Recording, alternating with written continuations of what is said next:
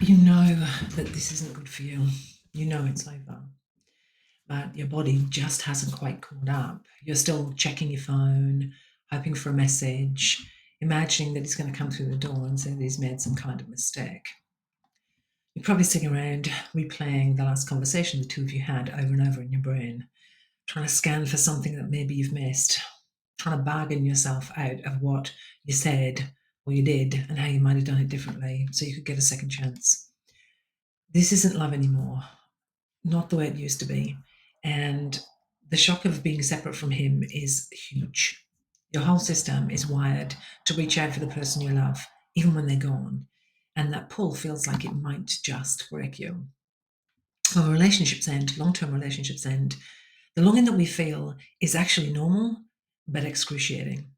The wave of panic that pulls us when they come close or they withdraw is enormous. All of that is your attachment system really activating, getting up on high alert. It's everything inside of you that's built in as a human going off. It's that sense of, oh my gosh, I'm going to lose the connection and belonging that actually keeps me safe. That's what happens to us when relationships end. So your heart and your mind are actually at war with each other. They don't know what to do. One part of you is logical and screaming, he walked out on me. He treated me like this. How could he do this to me? While another part of you is screaming probably louder, I love him. I love him so much. I don't want it to be over. I want him to come back. I want to work it out. I want to talk to him. And somewhere deep inside of you, there's another space that says, this person was my security. This person was my person. It's the person that I built my life with. It's the person that I imagine growing old with. And just because they have left doesn't mean that the bond that you had with them and the feelings that you had with them are gone. They're not. And that is where a lot of the pain lies. It lies in the fact that all of that stuff is still there. You love them, you care about them, you want them to come back, and they're not. And so you are experiencing the pain of that. You know, they've stepped away from you, and you have to now try and work it all out. It is a really primal base reaction, a chemical reaction that can feel really all consuming. Over the years of your relationship, whether it was 10, 20, 30, or more years that you had with your partner, we wrap our identity around them and us and what that was, you know, and that's hard to unweave. It's hard to pull apart. When they've gone, that doesn't just snap out and we're now one individual and everything's okay. It's like a big ball of messy wool that's unraveling. It's really slow and it's painful, and your entire system is set on fire with it. And it's painful. It is so painful. For decades, your brain has been used to getting the dopamine and oxytocin and the cortisol, all these gorgeous chemicals, to help you feel safe and loved and connected. And when we go through a separation, we have to now go through an awful lot of dismantling. Everything you did together, the closeness, some of the tension, some of the pain you experienced, and the repairs that you did, all of those make up the story of your history. Even the chaos that you've gone through, there's a rhythm to that when you've been in a long term relationship. And now the rhythm's gone.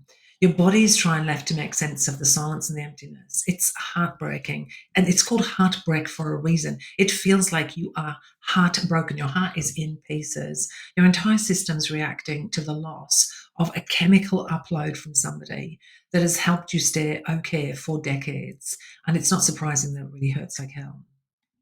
Adapting to these changes it could be likened to going through a detox, and for some of you it will feel like that.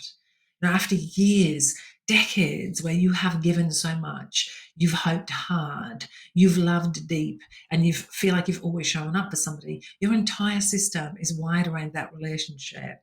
The part of you that still wants him really wants him. It's not being stupid, it's being scared. It's not surprising you don't want to lose that sense of safety. What next is a big thing when you have had decades with somebody. It might not have been perfect, but it was very familiar to you. It was yours, and I'm sure it felt good for most of the time. There's a part of you that is feeling really lost and afraid, that little part of you. And that's what happens when relationships end. The little parts of us that aren't fully healed from our history, from stuff from our past, they come bubbling up to the surface. And that little part of you is the one who is acting out and feeling distressed. She is just beside herself. And she needs the adult part of you, this grown up, rational, organized part of you to show up because the little part of you is struggling to survive. That's how it feels. And so it's really important that you are kind to yourself, that you listen to that quiet voice inside of you that sounds like it's for saying, I can't do this. It's too much. It's too painful. Listen to it and be kind to that voice. Show up for that voice inside of you instead of chastising yourself. Remind yourself this is a really difficult moment. Remind yourself over and over and over again that you have overcome everything that has come up in your life, everything. And the part of you that is frightened that you can't, that little person inside of you that thinks there's no way in hell I'm getting to the other side of this, you have to remind that part of you that yes, you will.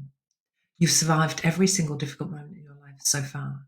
And even though this is probably one of the hardest things you have had to go through to date, you're going to survive this too. And you might not believe me right now, but you will. I've worked with thousands and thousands and thousands of women where you are right now, and you will survive this. I promise you. Keep showing up. These videos are coming out weekly. Keep showing up, watch the videos, listen to the things that I share with you. Reach out in my live Q&A sessions if you'd like to. Come and join our community if you'd like to. If you're really struggling, there is some resources on my little shop. So how to survive this stuff. Right now, I guess the focus has got to be how do I heal? How do I stay upright in a time when everything is falling apart? And I think the most important thing is to do one tiny little thing at a time. One teeny, tiny, minute little thing at a time.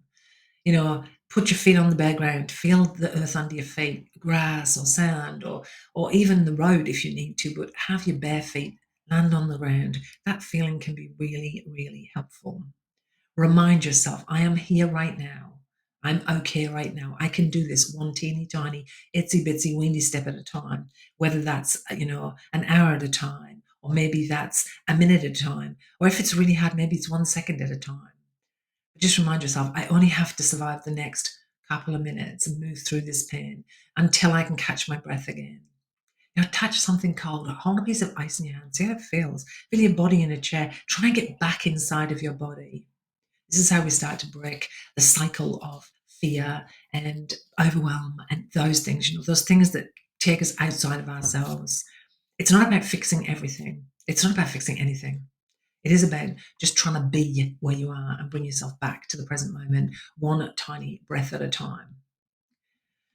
I am sure this feels like platitudes and you probably want to scream, and I get it. But this is the only way through this. You don't have to pretend that you're strong. You don't have to prove that you can do anything. You just have to come back to yourself, stay with yourself, especially in the really awful, painful stuff. It can feel like it's too hard, like you don't have the strength to do it, but you do. You do. Go grab that survival booklet on my store. It gives you lots of tips and tricks of how to just get through the moment. You don't have to pretend that you're getting over it. You don't have to pretend like you're going to be fine. You can be in all of the mess. It can feel impossible, but you can do it. I can help you. Come and join me each week for these. Come join me in my live Q&As. The next chapter that I'm going to talk about is about what happens when life isn't about him anymore. The next chapter, when it's about you, and what happens when the dust settles, and it will, and you're going to have to face the world in a different kind of way. Because when a long-term relationship ends, it isn't just the loss of the relationship.